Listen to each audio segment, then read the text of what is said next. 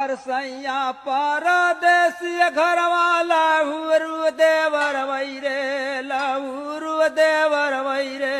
छोड़ गईला जियरा को जवाल छैरे नाना जी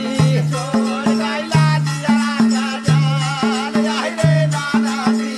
छोड़ गईला जियरा को जवाल छोटी नाना जी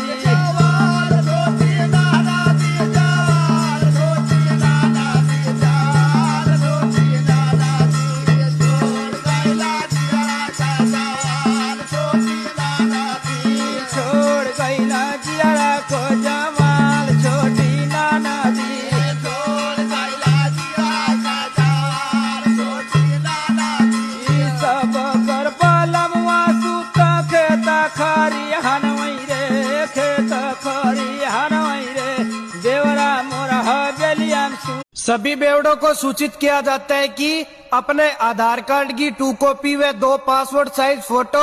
ठेके पे जमा करवा दे, वरना पौवा मिलना बंद हो जाएगा।